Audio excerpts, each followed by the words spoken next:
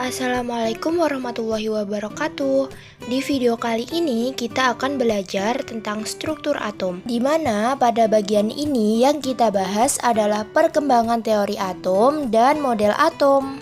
Penemu teori atom pertama pada abad ke-5 Masehi adalah seorang yang berasal dari Yunani, yakni Demokritus. Demokritus mengemukakan bahwa benda-benda yang ada bisa dibagi menjadi beberapa atau banyak bagian yang sangat kecil. Bagian-bagian benda tersebut akhirnya tidak akan bisa dibagi lagi. Nah, bagian inilah yang kemudian oleh Demokritus disebut sebagai atom. Namun, penemuan teori atom oleh Demokritus kurang memiliki bukti eksperimental, sehingga teorinya dianggap kurang sempurna. Jadi, seiring berjalannya waktu, teori atom juga mengalami beberapa perkembangan.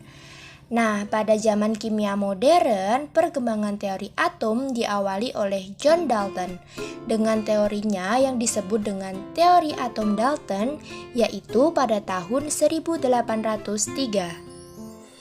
Berdasarkan hukum kekekalan massa atau hukum Lavoisier dan hukum perbandingan tetap atau hukum Proust, John Dalton menyatakan teorinya bahwa satu atom merupakan partikel terkecil yang digambarkan sebagai bola pejal dan tidak dapat dibagi lagi.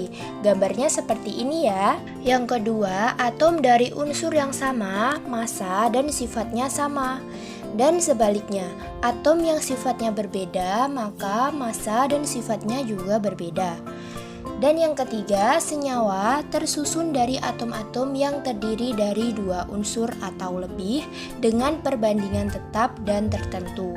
Yang keempat, reaksi kimia merupakan pemisahan dan penggabungan kembali atom-atom, sehingga atom tidak bisa diciptakan dan dimusnahkan. Teori atom ini juga memiliki kelebihan, yaitu dapat menjelaskan hukum kekekalan massa dan hukum perbandingan tetap.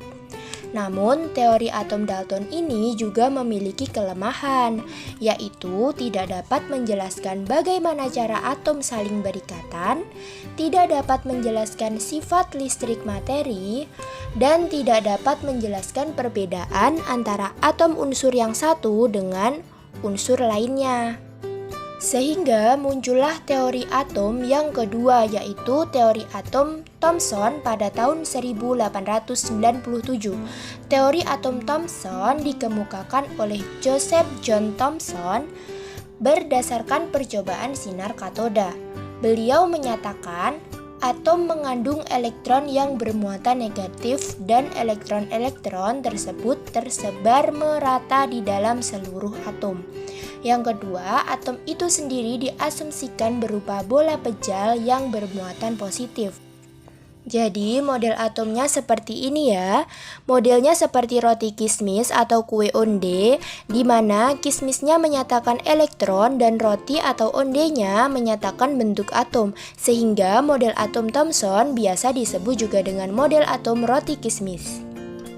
Kemudian, kelebihan dari teori atom Thomson ini khususnya dibandingkan dengan teori sebelumnya, yaitu ditemukannya subatomik, yaitu elektron yang bermuatan negatif. Yang kedua, membuktikan bahwa atom bersifat netral yang tersusun dari partikel-partikel yang memiliki muatan positif dan negatif. Berikutnya, teori ini juga memiliki kelemahan, yaitu tidak dapat menjelaskan susunan muatan positif dan jumlah elektron dalam atom. Yang kedua, juga tidak dapat menjelaskan adanya inti atom. Oke, kita lanjut ke teori atom yang ketiga, yaitu teori atom Rutherford. Pada tahun 1911, teori atom Rutherford dikemukakan oleh Ernest Rutherford berdasarkan percobaan hamburan sinar alfa terhadap lempeng emas yang dilakukannya bersama kedua asistennya. Dari hasil percobaan tersebut, beliau menyatakan Atom tersusun atas inti atom yang muatan positif dan elektron-elektron yang bermuatan negatif. Yang kedua, sebagian besar volume atom merupakan ruang kosong yang masanya terpusat pada inti atom. Oleh karena itu, bersifat netral, maka jumlah muatan positif harus sama dengan jumlah muatan negatif.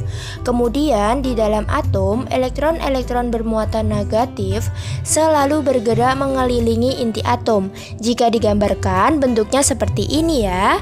Kelebihan dari atom Rutherford yaitu dapat memberikan kesimpulan bahwa atom tersusun dari inti serta elektron yang mengelilingi, di mana satu sama lain terpisah oleh ruang hampa. Dan yang kedua, dapat menjelaskan pergerakan elektron di dalam atom. Kelemahannya tidak dapat menjelaskan kenapa elektron tidak pernah jatuh ke dalam inti atom sesuai dengan teori fisika klasik, dan tidak dapat menjelaskan spektrum garis pada atom hidrogen. Berikutnya, teori atom yang keempat yaitu teori atom Bohr. Teori atom Bohr dikemukakan oleh Niels Bohr pada tahun 1913. Berdasarkan spektrum percobaan atom hidrogen, beliau menyatakan elektron beredar mengelilingi inti atom pada lintasan dengan tingkat energi tertentu yang disebut kulit atau orbital. Yang kedua, selama beredar dalam lintasan stasioner tertentu, elektron tidak mengalami perubahan energi. Yang ketiga, elektron dapat berpindah dari lintasan dengan tingkat energi rendah ke lintasan yang tingkat energinya lebih tinggi dengan menyerap energi. Sebaliknya, elektron dapat berpindah dari lintasan dengan tingkat energi tinggi ke lintasan yang tingkat energinya lebih rendah dengan memancarkan energi. Untuk gambar atomnya dapat digambarkan seperti ini ya, di mana atom memiliki inti atom yang dikelilingi oleh elektron yang berada pada lintasan-lintasan tertentu yang disebut juga dengan kulit atom. Kelebihan dari atom teori Bohr ini yaitu dapat menjelaskan tentang spektrum atom hidrogen secara akurat. Adanya lintasan elektron untuk atom hidrogen. Kelemahannya tidak banyak menjelaskan tentang spektrum warna dari atom yang memiliki banyak elektron. Tidak dapat menjelaskan tentang adanya garis halus dalam spektrum hidrogen karena elektron dianggap sebagai partikel. Yang ketiga, model atom Bohr memiliki nilai momentum sudut lintasan Kronstadt yang salah. Yang keempat, tidak bisa mengetahui intensitas relatif dari garis spektrum dan tidak bisa menjelaskan atom selain atom hidrogen. Selanjutnya, teori atom yang kelima yaitu teori atom mekanika kuantum atau modern pada tahun 1926. Pada teori atom modern ada beberapa ilmuwan yang berperan. Yang pertama ada Louis de Broglie. Pada tahun 1924, de Broglie menyatakan bahwa elektron bergerak mempunyai sifat-sifat gelombang, sehingga dapat disimpulkan bahwa elektron mempunyai dua risme sifat, yaitu bersifat materi dan bersifat gelombang. Kemudian pada tahun 1926 pendapat ini dikembangkan lagi oleh Werner Heisenberg dengan asas ketidakpastian dan Erwin Schrödinger dengan teori persamaan gelombang, sehingga melahirkan teori atom modern, yaitu kedudukan elektron dalam atom tidak dapat ditentukan secara pasti.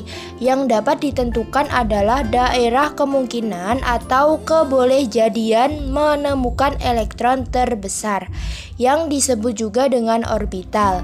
Jadi bentuk dari model atom modern seperti ini ya, yaitu ada inti atom, ada orbital atau daerah kemungkinan terbesar menemukan elektron. Nah, hingga saat ini teori atom modern merupakan teori paling mutakhir terkait atom. Oke, sekian dulu mengenai penjelasan perkembangan teori atom. Semoga dapat bermanfaat. Wassalamualaikum warahmatullahi wabarakatuh.